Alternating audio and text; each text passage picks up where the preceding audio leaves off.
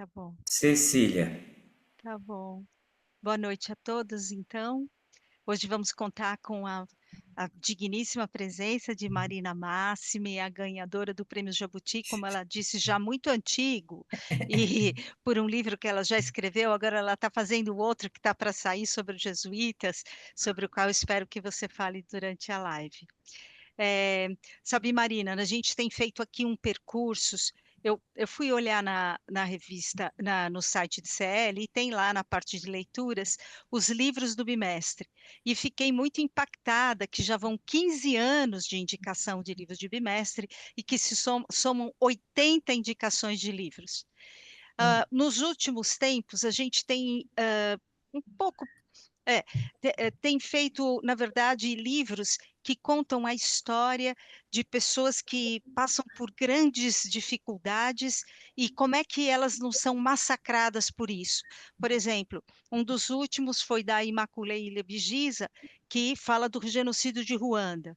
O anterior foi o Takashi Nagai, mas a gente também tem eh, a última do Cadafalso, com as 16 Carmelitas, a canção de Bernadette, que a vida da Bernadette também não foi simples, o Miguel Maiara, a Hora e a Vez de Augusto Matraga, a Festa de Babette.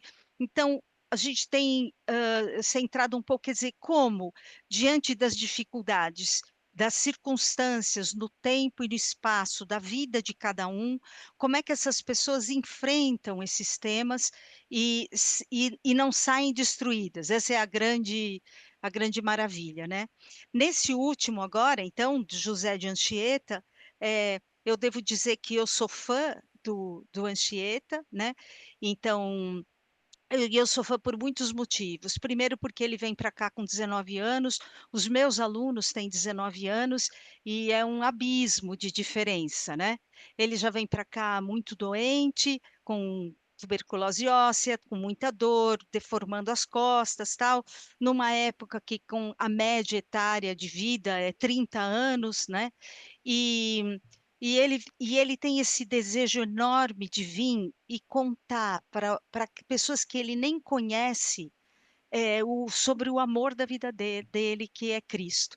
E aí faz tudo, né? Escreve barbaridades, né? Também uma das coisas que me fez aproximar dele é que ele está no corpus da literatura brasileira, é, são os primeiros escritos, né? E ele escreve em português, em tupi-guarani e em latim. É muito profícuo nisso, né? Só aquele famoso poema A Virgem tem quase 6.000 versos, mas esse é um. E ele fazia sempre, ia ter uma festividade, alguma coisa, então ele aproveitava e fazia um alto, né? Eu achei interessante que o livro comenta que ele optava por não usar os clássicos, que seria uma coisa muito óbvia para a época. Não, ele fazia um alto, penso que um alto da Compadecida, alguma coisa que dialogasse com ele, né? Também me comove que ele tá, essa questão dele estar junto, né? Tem um outro trecho em que se diz, olha, ele está escrevendo as cartas, puxa, Marina, aliás, que quantidade de registros que esses jesuítas faziam, né? Registravam tudo. E ele está falando com o superior e diz: olha, a gente mora aqui num espaço de 20 metros e aqui fazemos tudo. Dormimos, comemos, rezamos, estudamos e quer dizer, ele está junto com aquelas pessoas, né?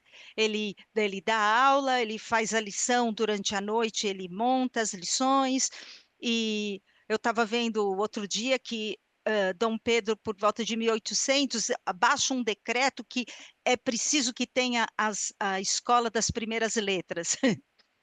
Mas José de Anchieta já estava alfabetizando as crianças, as mulheres, em 1533. Então, é, a minha questão é, pensando no grande tema e tão caro para nós hoje, do no movimento e para o Papa, que é da unidade e da missão, como é que você vê essa questão da vida dos jesuítas e do Anchieta, que se imbricam, né? Quase que se misturam de uma maneira impressionante, né? O que é esse desejo de missão que faz um jovem de 19 anos ir para um lugar completamente desconhecido, sem nenhuma estrutura, por amor a Cristo? O que é isso que acontece? É isso. Por favor, Marina. Bom, boa tarde, boa noite a todos. Obrigada, Cecília, né, por essa introdução. Gostaria também de dizer que é um prazer estar aqui e conversar sobre isso com vocês, né? Eu diria que o primeiro ponto importante para entender o Asceta portanto, também esse livro do Padre Armando Cardoso é entender que, antes de tudo, a Xeta pertence, né? E pode ser entendido só nessa dimensão, pertence a uma companhia, né? Que é a Companhia de Jesus, né? Não tem o Asceta, não dá para entender o Asceta, assim como os demais jesuítas também, que foram importantes, como o Padre Vieira, né? E Nóbrega e outros, o próprio Francisco Xavier, Matteo Ricci, enfim, a companhia teve grandes figuras, mas cada uma delas não pode ser entendida bem, né, senão dentro do seu pertencimento à experiência da Companhia de Jesus, né? E, e isso tem um valor importante, né? Porque não estou dizendo apenas eu, Marina, né? Assim, a partir da nossa experiência do movimento que nos faz entender melhor isso, porque a nossa vida também compreensível dentro de um pertencer, né? Mas também tá sendo dito por pessoas que estudam os jesuítas e que são leigos, às vezes vêm do mundo mesmo não confessional ou ateu, como, por exemplo, o Alcir Pécora ao abordar a figura do Antônio Vieira. Então, a primeira coisa que o Alcir Pécora, que é o grande especialista do Antônio Vieira, faz no seu livro O Teatro do Sacramento é dizer, analisar as diversas leituras que foram feitas pela literatura ao longo da história do Padre Vieira, da sua obra, e dizer, mas tudo isso não explica quem é o Vieira, né? O que explica o Vieira é entendê-lo dentro como jesuíta, do fato que ele pertence a uma experiência maior de que ele encarna, digamos, o carisma, né? A mesma coisa vale para o Asceta, né? Então, primeiro ponto é de fato que esse livro, por exemplo, é escrito por um jesuíta, o padre Armando Cardoso, né? Isso não é um detalhe, é um detalhe importante, porque o padre Armando Cardoso foi um dos grandes especialistas na história dos jesuítas, dos primeiros jesuítas aqui no Brasil, e especialmente do padre Antônio Vieira, né? Junto com outro jesuíta que é o Hélio Viotti, né? Então, a compreensão do Asceta dentro da própria companhia e na busca de reafirmar o valor e a identidade da companhia nesse momento histórico presente, que também eles fizeram, né? E, evidentemente, também, claro, é uma compreensão do lado de dentro, né? Então, ele não pretende ser uma leitura científica, né, no sentido mais assim, historiográfico, literário, mas, antes de tudo, uma leitura do Asceta a partir do lado de dentro, né, a partir do próprio modo de ser, né, que é o jesuíta, né? E é interessante saber isso, porque o Armando Cardoso viveu e fez tudo isso em Itaici, né? O lugar que a gente vai sempre para os nossos retiros. Itaici foi um grande centro cultural, além de centro de espiritualidade da Companhia de Jesus, e até poucos anos atrás, quando houve uma mudança, infelizmente, a meu ver, mas enfim, a companhia resolveu modificar isso, era também um lugar, um grande centro cultural, porque toda a biblioteca da companhia, uma parte importante da biblioteca da companhia no Brasil era situada em Itaici, né? Então, o Armando Cardoso viveu em Itaici, orientou muitos pesquisadores que também vieram em Itaici para estudar a história da companhia. E, se vocês bem reparam, próxima vez que formos lá, podem ver que tem uma sala dedicada a ele, né, em Itaici.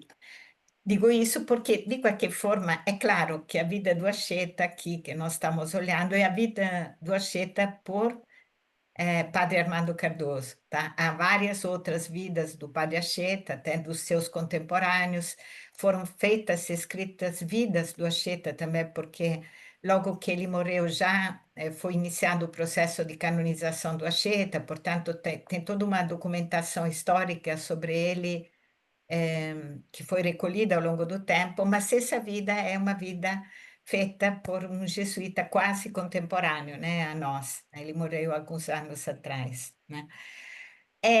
O que também, bom, aí eu posso dizer, né, o que, de qualquer forma, é muito bonita a escrita do Padre Armando, até porque ele se baseia no conhecimento profundo das fontes. O Padre Cardoso também editou algumas coletâneas de cartas do Anchieta, que são pequenas coletâneas da grande quantidade de cartas que o Anchieta escreveu, assim como os demais jesuítas.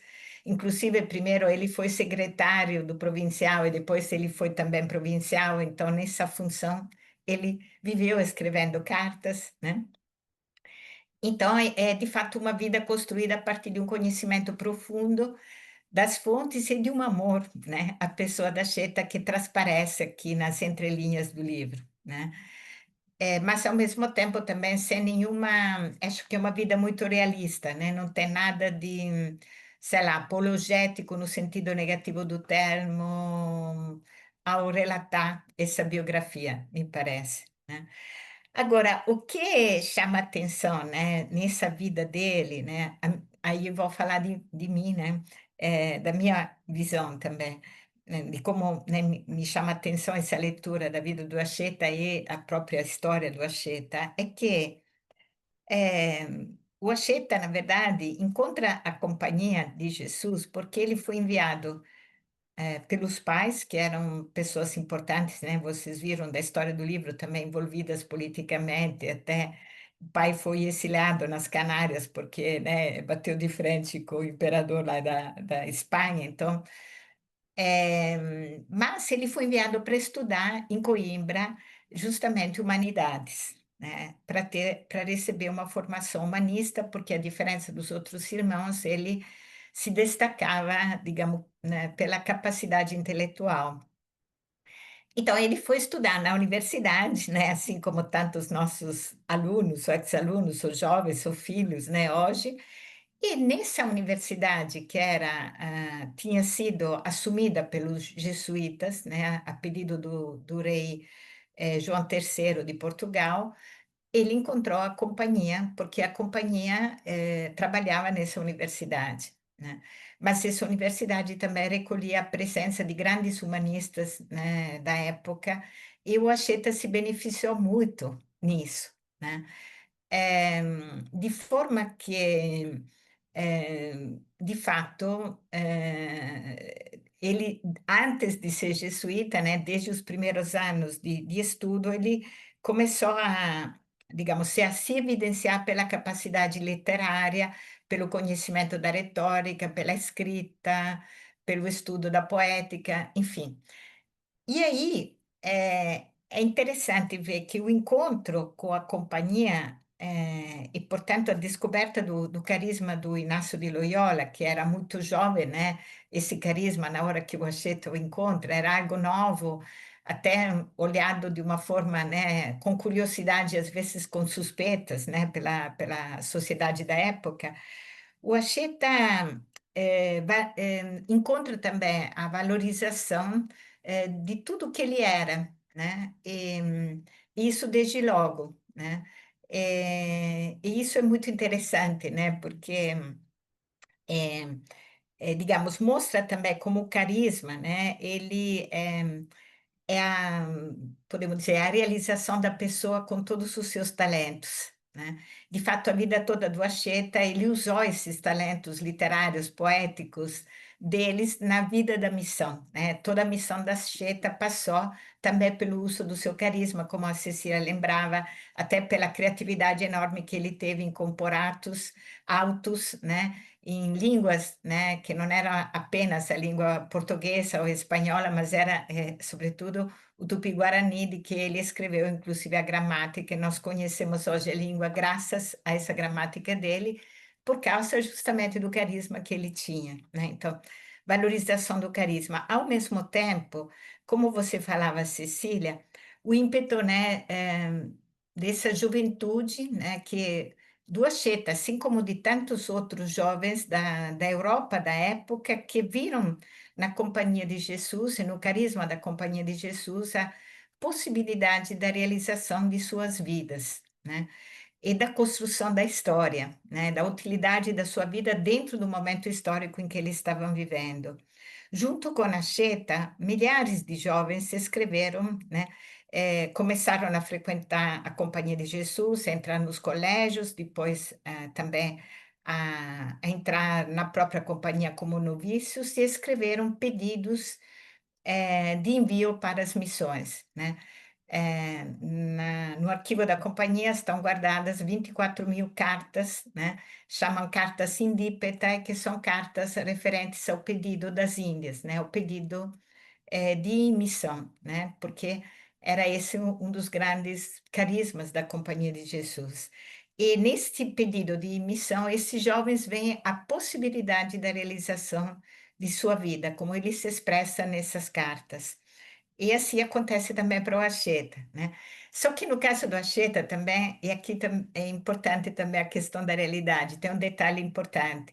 Nos primeiros anos que o Acheta se envolve na companhia, ele se joga corpo e alma nisso, e nos trabalhos de caritativa, podemos dizer, ele se desgasta muito e fica doente, né? O livro narra isso, e por causa dessa doença, os superiores resolvem enviar ele ao Brasil, antes de tudo, não tanto por um motivo missionário no caso dele, mas porque achavam que o clima do Brasil talvez servisse para sua cura, né?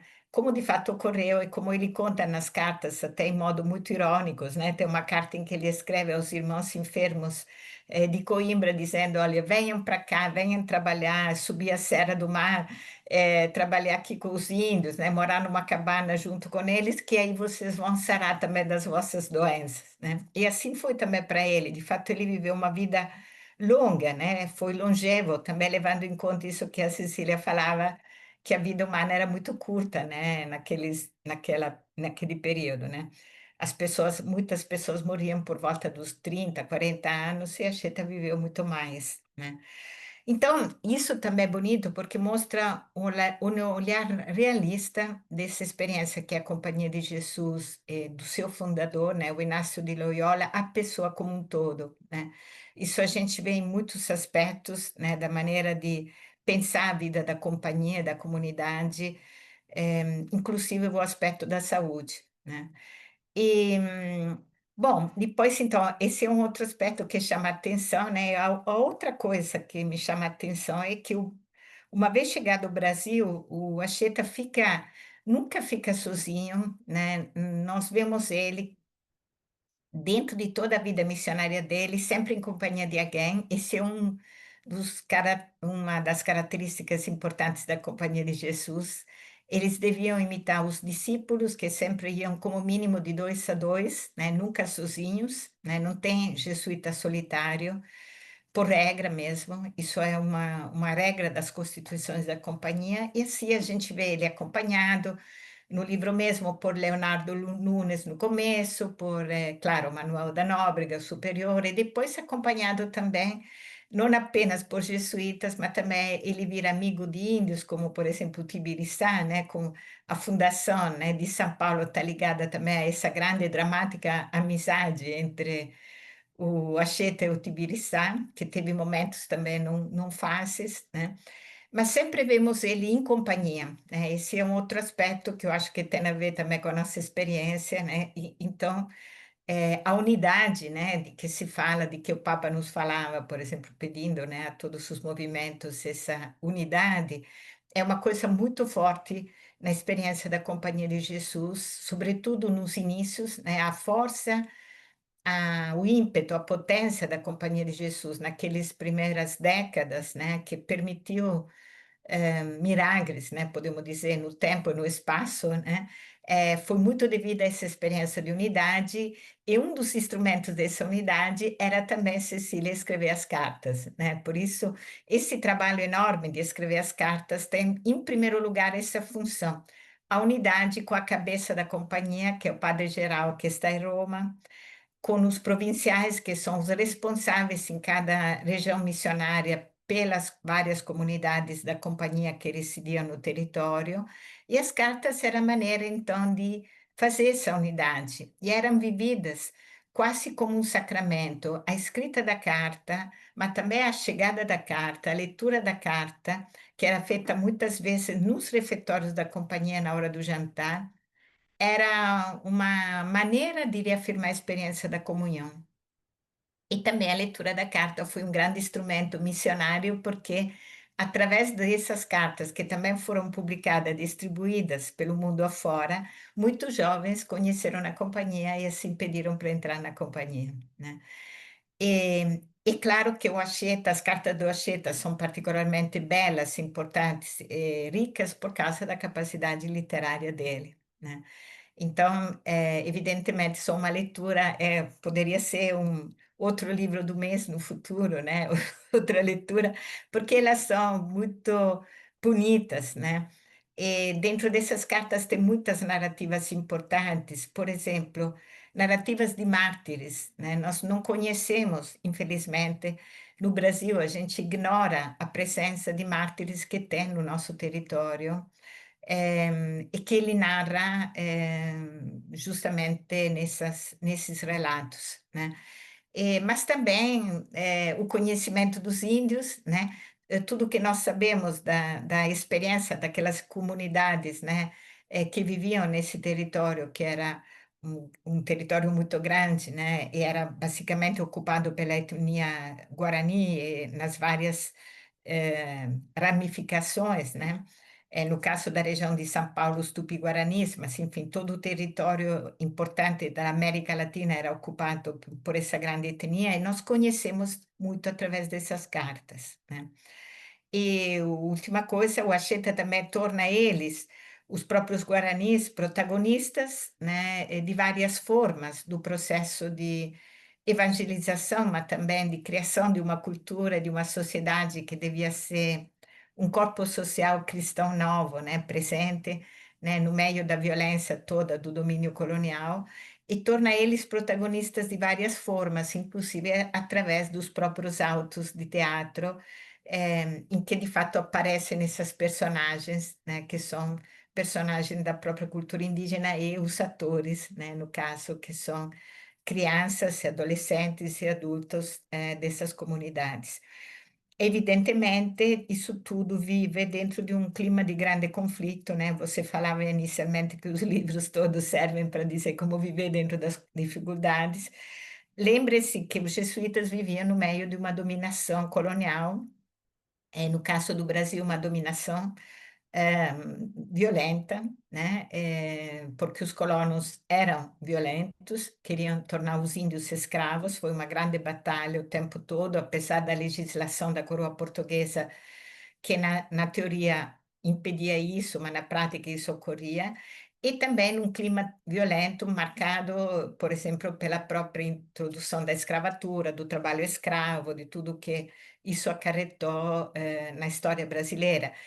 Então, no meio de tudo isso, os jesuítas em missão, numa situação muito difícil, porque eles dependiam de alguma forma da coroa, já que foram enviados pela própria coroa, né?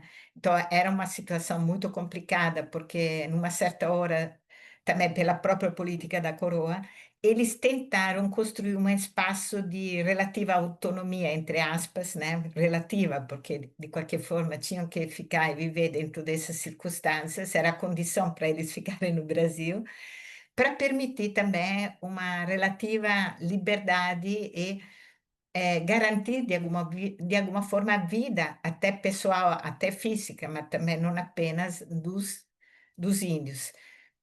Não poderia haver catequese, evangelização, cristianização sem garantir as condições básicas disso, né? Que é o direito à vida, à liberdade, à propriedade, enfim, né?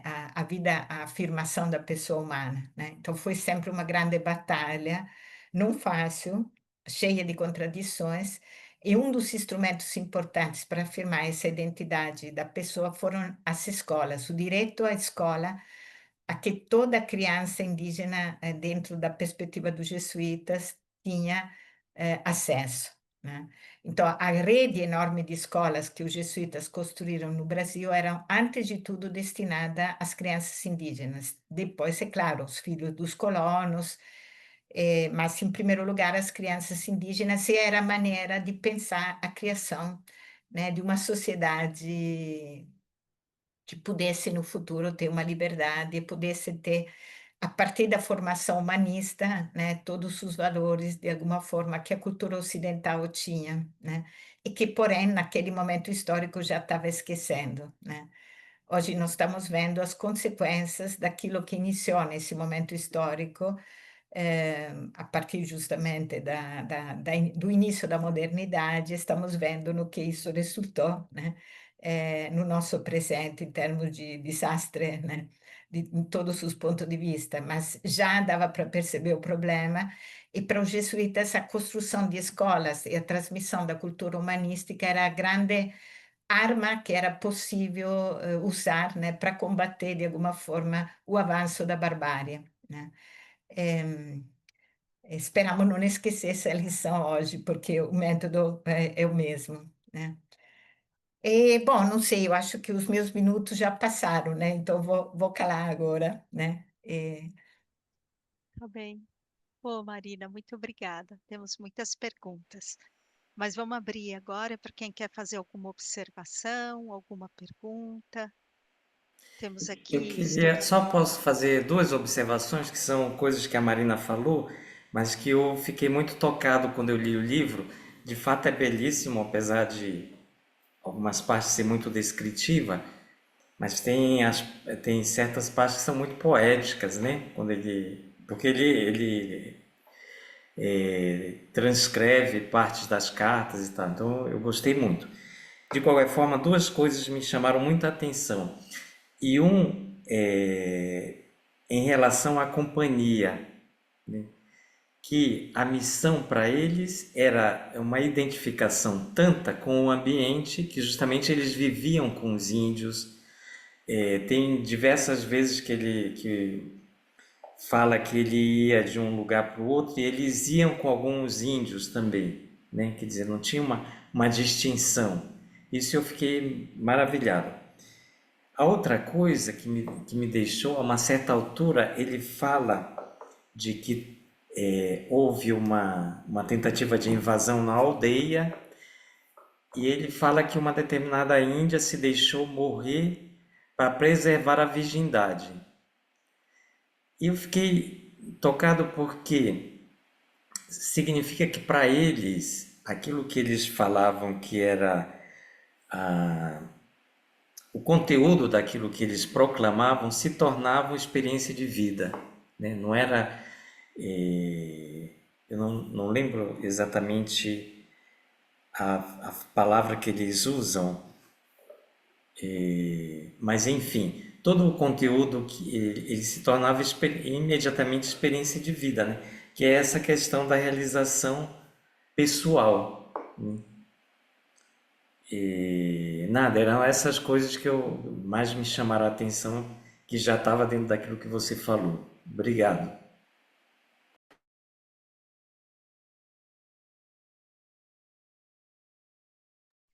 Tem um trecho que está me falando da obediência, né? Porque a obediência é quase férrea nos jesuítas, né? E eu achei muito interessante porque ele diz assim: o desejo da minha vida é fazer a vontade de Deus. E fazer a vontade de Deus é obedecer o provincial. E eu gostei muito disso, porque eu também quero fazer a vontade de Deus, sabe? E eu fico muito confusa. O que é a vontade de Deus, tal, né? Mas ele foi muito simples. E é isso. E mesmo que o provincial estivesse errado, o gesto dele é da obediência, né? Então, achei que isso simplificava muito. Sobre isso, não, duas coisas só. Primeiro, sobre essa coisa do Eliandro, é interessante esse envolvimento com os índios. E essa coisa que você dizia, né? Tem uma coisa que é legal ver, né? É dramático o relacionamento, porque é verdade que tem momentos que os índios, de fato, são mais santos do que os próprios jesuítas. E tem muito caso que eles contam, né? Que nem o caso dessa Índia, mas tem muitos, né? E também tem outros que os índios têm, de qualquer forma, uma visão do mundo, uma cultura totalmente diferente. Tem a poligamia, tem a antropofagia, né? Tem uma série de coisas. E aí é interessante ver que os jesuítas convivem com isso, ficam junto com os índios, convivendo com isso. O Acheta conta dele, por exemplo, né, ter assistido e batizar a pessoa antes dela ser sacrificada para o ritual antropófago e tudo mais, né? Mas tem uma história muito bonita que mostra essa também magnanimidade, porque é importante a paciência do tempo, né? É para a conversão da liberdade humana, que é a história com Tibiriçá, porque Tibiriçá, grande chefe indígena, ele dá a terra toda para os jesuítas construir o colégio de Piratininga, né? Protege os jesuítas. Numa certa hora, tem uma tribo que quer assaltar, invadir, quer fazer guerra, quer destruir o colégio, então eles entram em guerra com essa tribo e ganham. O Tibiriçá ganha a guerra, e uma vez que ele ganha a guerra, o que que ele faz? Já batizado, o braço direito do Acheta, né? Ele vai fazer um banquete antropófago, porque era um destaque o banquete antropófago na cultura indígena. Quando você ganhava, você comia o inimigo forte na batalha, porque assim você assumia a força do inimigo. A mulher do Tibiriçá vai contar isso para o Acheta. E para o Acheta isso é duríssimo, né? Porque para ele, né, é uma grande traição. E ele pensa, nossa, então não valeu nada, nunca vai acontecer, né? Essa mudança, né? Da concepção, né? Essa conversão, né? Mas depois é bonito, porque o Tibiriçá pede perdão, o Acheta o reacolhe, ele morre santamente, né? Para dizer a misericórdia, né? Como a grande maneira, né? O grande cimento desses relacionamentos, né? E com relação à obediência, o conceito de obediência, né? A virtude da obediência dos jesuítas é interessante, porque embora, assim, claro, o Inácio usa uma expressão, né, para indicar como a obediência era total, né, como uma agulha que é totalmente à mercê, né, mas esse ser à mercê do superior, esse conceito de obediência que ele tem é enraizado numa, numa, numa visão que é a visão católica, né, da obediência, e ao mesmo tempo mais antiga ainda, que é a atenção também a como é a realidade, como é a natureza. Então, por exemplo, eh, a, toda a natureza, né, para ser organismo, obedece a um princípio unitário. E isso já está em Aristóteles. O Inácio cita Aristóteles quando ele fala para explicar o que é obediência, né? E então a obediência, na verdade, é entender como a lógica da vida, e ainda mais da vida eterna, da vida, ela se dá dentro de uma unidade, de uma experiência de unidade, por contra a morte, que é a separação, né, dos elementos, né? Por isso, esse significado de obedecer, né, essa virtude de obedecer, tem a ver com a consciência, que é muito racional, da gente participar dessa experiência de unidade. Por isso, o jesuíta obedece, até obedece com uma atitude que ele chama de indiferença, ou seja, a minha vontade é menos importante do que a vontade do superior, simplesmente porque o superior olha todos os fatores, então a razão dele é mais atenta que não a nossa, né? De alguma forma, porque ele olha todos os fatores da companhia, né? Tem essa visão de unidade e, portanto, de uma razão maior, né? Portanto, não é uma concepção fideística, podemos dizer, ou voluntarística da obediência, mas ela é profundamente enraizada num significado, podemos dizer, ontológico, né? Quer dizer, a unidade do ser, né? Só para... Muito bem. Raul, Olá, boa noite, Marina. Obrigado pela apresentação, pela participação. Eu queria fazer dois comentários aqui sobre o livro e sobre essas coisas que você está falando. A primeira coisa sobre o livro que eu fiquei assim achei muito bonito, muito interessante. Você disse a certa altura aí que não é um livro de um especialista, de um historiador, tal, né? Eu fiquei marcado porque ele faz uma coisa que é muito simples. Ele conta fatos. Ele não analisa, não discute, não fica assim fazendo teorias, né, ou procurando grandes explicações, tal. Ele conta fatos, né? E assim muitos fatos muito bem documentados, né? Porque ele cita uma porção de cartas e de outros documentos, né?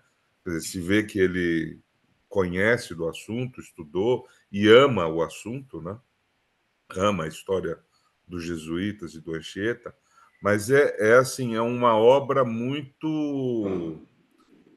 fiel aos fatos. Então, tem um valor, eu acho, que é de permitir a gente ter acesso realmente à história factual, né?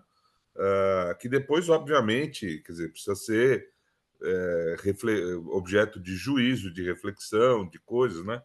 Mas ele retoma assim fora de uma perspectiva teórica e ideológica e assim tal, a história mais assim factual, né? Eu achei isso muito impressionante. E a outra coisa que me chamou a atenção no livro, que o livro me fez pensar, e depois agora te ouvindo, Marina, eu tenho aqui dois filhos adolescentes que estão na escola, né? E como a gente hoje vê a forma como a nossa história é ensinada, né? E eu vejo também na universidade, né?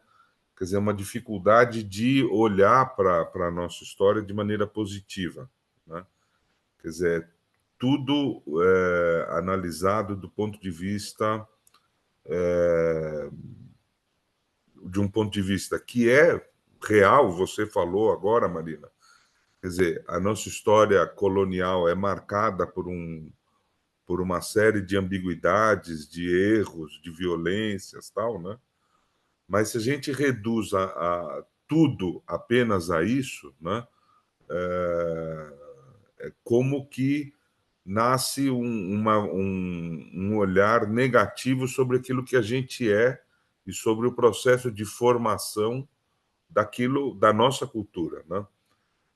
E é bonita essa perspectiva do livro do padre Armando Cardoso, porque ele não nega essas contradições, né? Ele menciona essas coisas, mas olhando para os fatos, como a gente é ajudado a retomar e fica provocado por uma outra perspectiva, né? De uma beleza, né? Quer dizer, você estava falando agora da importância que os jesuítas davam à questão da educação das crianças indígenas, né? Frequentemente a gente vai ouvir num discurso ideológico que a educação era também uma maneira de controlar e de, né, manipular e anular a cultura indígena, tal, né? Quer dizer, a ambiguidade está sempre presente, mas olhando para os fatos e olhando o contexto da época, né? Quer dizer, que coisa impressionante, né? Vir um grupo que era, se a gente olhar ali pela informação do livro, e você conhece isso muito bem, né? Era um grupo pequeno, né? Quer dizer, eram pouquíssimas pessoas, né? E eles vieram aqui por um amor gigantesco na vida deles, né? Por um desejo de doação e de construção, né? Eles podem ter cometido erros, tal, isso não é o tema, né? Mas vieram aqui para encontrar, né? Uma cultura diferente e comunicar aquilo que eles tinham encontrado de mais bonito e mais verdadeiro na vida deles. esse desejo de encontrar e comunicar a verdade da vida, né? Eu acho que a gente precisa retomar, assim, para entender a nossa história enquanto país, né? Porque senão a gente fica numa posição extremamente abstrata, né? De que a gente tem que respeitar a cultura do outro como se ela tivesse que ser imutável, né? E como que, no fundo, tanto faz se ele está certo ou errado, né? Tanto faz se essa cultura ajuda essas pessoas a viverem de maneira mais humana ou menos, né? Então, que esse desejo de comunicar a verdade e a beleza da vida, no meio de todas as contradições e com todos os erros possíveis, porque eram pessoas, né? Lança, no meu modo de entender, né? Um olhar, um fator positivo de construção bonito para a nossa história. E que eu acho que a gente precisa retomar, né? Porque senão a gente fica preso só de um discurso no qual só prevalece o aspecto negativo, a violência e outras coisas, né? Eu, Então, s- esse livro me chamou muito a atenção por causa disso. eu só queria somar com essa ideia do Raul, porque essa perspectiva, ela supõe que o índio é imbecil, né? Que ele não é capaz de escolher, porque aqui no livro diz que a maior comunidade de jesuítas tinha 5 jesuítas. Quer dizer, quando a gente vai lá para as reduções, a gente vê lá que chega a ter 7.000 índios com 2 jesuítas. É dizer, é uma escolha deles. Quer dizer, mas a gente supõe que os índios não sejam capazes de identificar aquilo que eles desejam. Pronto. Olha, sobre isso também, eu nos últimos anos tenho me feito uma ideia, que assim, assim, eu cada vez mais, eu acho que toda essa campanha, né, historiográfica que o Raul lembrava contra os jesuítas, na verdade, foi arquitetada, digamos, por um projeto de poder que, a partir do século XVIII, mas sobretudo no XIX e no XX, se articulou para, de alguma forma, colocar os jesuítas como bode expiatório de algo que estava acontecendo no Brasil, né? E que está acontecendo ainda hoje, né? E porque o Brasil atual teria que se envergonhar ao comparar a situação da educação, né, da educação pública nesse momento, aquilo que a Companhia de Jesus tinha feito nos 2 séculos e meio em que ela viveu nesse país. E isso é um fato. Por exemplo, e é uma coisa que impressiona e que, digo, deveria fazer envergonhar a política educacional contemporânea. As propostas, os currículos dos estudos aqui no Brasil funcionavam nas escolas de primeiro grau, de segundo grau e de terceiro grau, por exemplo, o Colégio de Salvador, entre outros, né, da Bahia. Os currículos que eram feitos e propostos para as crianças e para os jovens aqui no Brasil, assim como em toda a América Latina, mas agora estamos falando no Brasil, eram exatamente os mesmos, o mesmo tipo de formação que era dada no Colégio Romano da Companhia de Jesus em Roma, ou em Paris, ou na Rússia. Ou seja, falando na igualdade dos direitos, se tem um momento que teve uma igualdade de propostas, né, na história, e isso ninguém fala, porque simplesmente ninguém estuda, ninguém justamente levanta os fatos, né, que o Raul lembrava. Então, toda a historiografia da educação nesse país, infelizmente, muito pouco trabalha e trabalhou com fatos e não se deu conta que toda essa lenda, diria, legenda negra, né, sobre a maneira como a companhia atuou, sentirá a crítica a tantos erros que ela pode ter feito, mas ela foi criada para justificar o que aconteceu depois, que foi a destruição dessa rede enorme que funcionava no Brasil até 1756, né? E que deixou o país por décadas e décadas sem um mínimo de projeto de instrução pública articulado. Eu diria que ainda, né, está custando a se retomar, mas é, é impressionante pensar que hoje uma formação humanista digna só se encontra em colégio de elite pagos, né, de classe A e tudo mais, né? Ou seja, né, como é que estão as coisas, né? E como é que então eu acho que tem coisa que precisa falar, mostrar e reivindicar os fatos da história para se dar conta também do presente e para também, digamos, limpar um pouco o caminho, né, para uma abertura intelectual também dos jovens, né, porque de fato há uma lavagem, né, cerebral que muitas vezes é feita nas escolas e nas universidades, inclusive através do estudo da história, né? Só para completar uma informação, Marina, que eu fiquei muito impressionado vendo aqui documentos e outras, né? Não necessariamente esse livro, mas como São Paulo, a cidade de São Paulo e o Brasil como um todo, estava se encaminhando para ser um país bilíngue, né? Português e tupi, né? E que isso foi assim varrido do mapa, né? Depois da expulsão da Companhia de Jesus e o Pombal e toda a política iluminista, né? Intelectualista, tal, né? De direitos, tudo, mas como a gente eliminou a tradição do tupi, que era a língua mais falada aqui em São Paulo no século XVIII, né? Quer dizer, há 200 anos atrás, 200 e poucos anos atrás, né? E hoje, para nós, parece uma coisa do outro mundo, né? Mas é importante a gente lembrar, quer dizer, que essa valorização da cultura do índio, né, era um elemento, quer dizer, que descendentes de colonos portugueses falavam tupi. Né?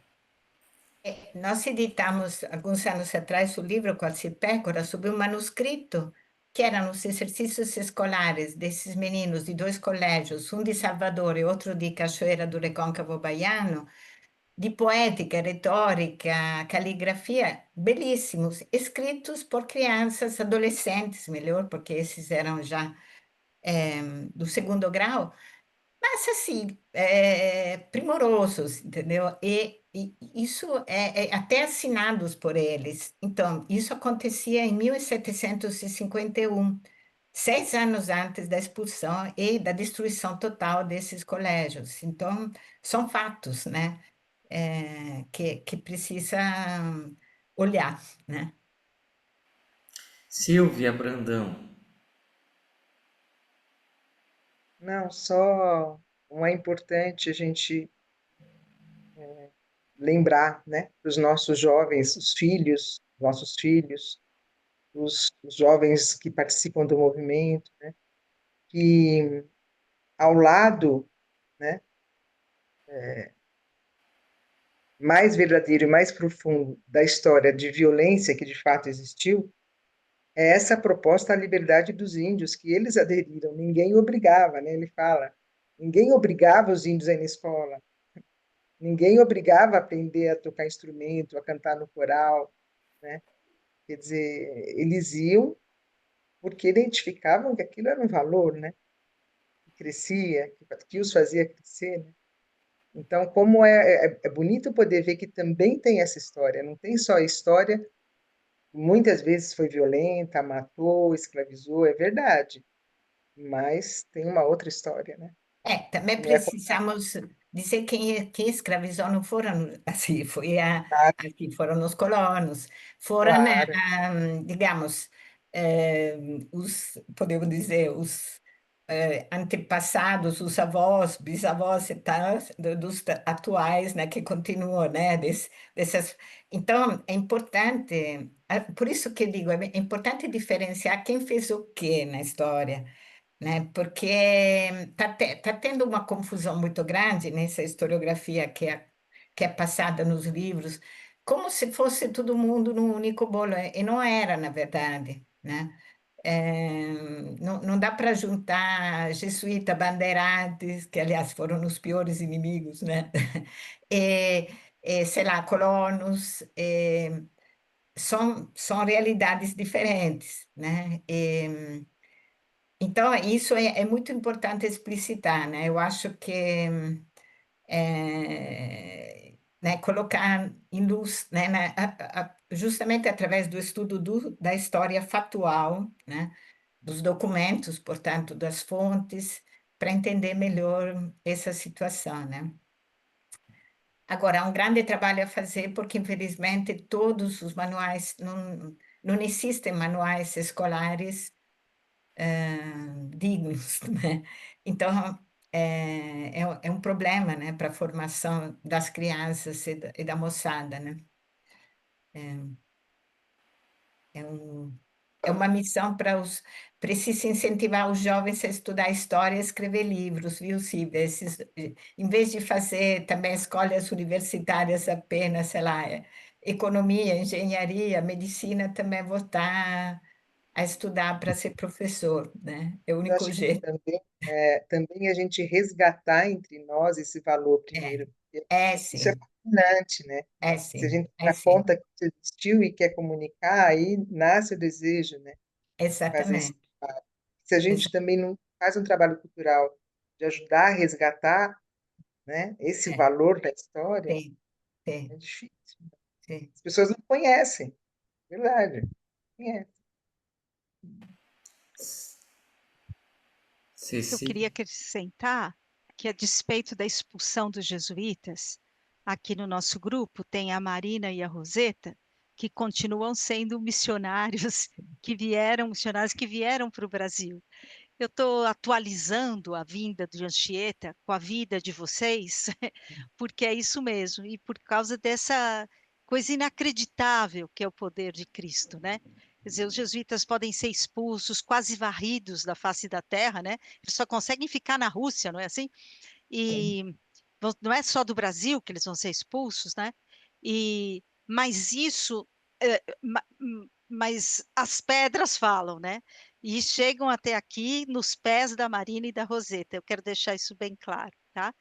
Como a gente já está chegando no final, eu acho que você podia falar um pouquinho do seu livro, esse aí que está para assim. sair no forno. Não, rapidinho, é que o ano que vem, 2026, a gente lembra, e é importante, essa é uma coisa que a gente tem que trabalhar para o ano que vem, inclusive como movimento, são 400 anos da primeira redução no território atualmente brasileiro, que é San Nicolau, no Rio Grande do Sul. É 1626. Então, é ocasião, essa data, o Estado, de fato, do Rio Grande do Sul já decretou, sim, sei lá, vários eventos e tudo, mas para nós é uma data importante para nos ajudar a entender um pouco o que foi a experiência das reduções, se na qual, ou melhor, se ela tivesse continuado, teríamos outro Brasil, outra América Latina, e sobretudo os guaranis estariam mais protagonistas, né? Como também o Raul lembrava falando da língua tupi, né? Que dizer, se perdeu, né? Aliás. Então, em ocasião dessa data, a gente está fazendo várias iniciativas, né? Tem o livro que vai sair pela EDUSP, mas vai demorar um pouco mais, que é sobre as reduções como um todo, um livro importante, porque simples para a população, né? Não é um livro acadêmico. Milagrosamente conseguimos que a EDUSP aceitasse o livro, e vai ser justamente para difundir o conhecimento do que foram as reduções para o grande público. Então, né? Só que isso vai demorar um pouco mais, porque a editora ainda vai ter todo o trabalho editorial. Está saindo agora em novembro o livro meu menorzinho, que é sobre a história dos saberes psicológicos nas reduções, né? Quer dizer, dentro dessa pesquisa que há vários anos eu, com o grupo da USP, né, Tempo, Memória e Pertencimento, que a gente tem, né, no Instituto de Estudos Avançados, estamos trabalhando com esse tema das reduções. Então, eu também aprofundei do ponto de vista da minha área, e é um livro que chama Cidadãos de uma Ordenada República, porque é uma expressão de uma das cartas, né? e fala de experiências de protagonismo de jesuítas, mas também de guaranis, né, dentro dessa história das reduções, né, e sobretudo do ponto de vista da pessoa, da dimensão psicológica. Vai ser uma editora que chama Ideias e Letras, que está editando, e aí eu depois vou falar para vocês, né? Porque, enfim, acho que é um livro simples, né? Mas tem algumas coisas interessantes, né? E por isso meu marketing está aqui, né? Sim, se sair, você avisa a gente Aviso, divulga, né? aviso. Aviso, quem sabe a gente organiza alguma coisa, algum lançamento. Tem coisas bonitas. A experiência, aí também pelas cartas, são experiências belíssimas o que aconteceu por lá, né? Então, vale a pena de conhecer, né? E a gente também quer uma excursão para o Rio É, Grande do Sul. Então, é uma das coisas que a gente está eu querendo, gostaria. estamos tentando organizar para 2026. Avisa Na a gente, verdade, por favor. a Avisa. gente, aviso, a gente pediu para, aliás, é bom vocês terem me lembrado, porque a gente pediu para uma agência turística com que a gente já trabalhou no passado e já temos todo o material pronto para isso. Ela tem que fazer vários pacotes de vários níveis, né? Seja para mais jovem de ônibus, né? Mais barato, e para os mais, né? De avião, enfim, né? Estamos aguardando isso, em breve a gente repassa, porque a ideia é também de fazer viagem. É muito bonito ir lá, vale a pena de conhecer, né? Com você, né? Tá, sim, temos guias, assim, eu, É Márcio, a diferente. Raquel, sim, sim. Vocês fazem parte do pacote. Sim, sim, Cecília quer dar uma amarrada? Depois eu queria que no final de tudo a gente lesse, rezasse a oração de São José de Anchieta, pode ser? Claro. ótimo. Você podia pôr no chat, né? Não, E... eu vou compartilhar a tela aqui. Ah, tá bom. Você quer falar Bom, alguma coisa antes? eu só queria agradecer muito a tua presença, Marina. Venha sempre. Também a presença da Até Roseta. Não sei se você queria falar alguma coisa, Rosa. Não? Tá. E, e que a gente está sempre aqui disponível para descobrir as maravilhas que o Senhor faz na nossa vida. É isso. Muito obrigada. Obrigada a vocês Então, pela oportunidade. dá para ler bem? Não, isso, sim. São José de Anchieta, Apóstolo do apóstolo do Brasil, Brasil, poeta da Virgem Maria, intercede intercede por por nós, nós hoje hoje e e sempre. sempre. Dá-nos a Temos a disponibilidade disponibilidade de de servir a servir a Jesus, Jesus como como tu o tu, ó, serviste servistes nos mais os mais pobres pobres e e necessitados. necessitados. Protege-nos de Protege-nos de todos todos os os males males do do corpo corpo e e da da alma. alma, e se E for se for vontade de vontade de Deus, Deus, alcança-nos alcança-nos a a graça que graça que agora te agora te pedimos. pedimos. São José de Anchieta, Rogai por nós. Veni Sancte Spiritus. Veni per Bem, Maria. Tchau, gente. bom, Obrigado. gente, Tchau, boa obrigada. noite. Em Obrigado, breve, boa Marina. Um noite. Um abraço. abraço a todos. Tchau Obrigada, para Abraço. vocês. obrigada. Tchau, Boa noite, abraço. Tchau, Boa obrigada. noite. tchau. Pois isso. Desligar onde Espera aí. está.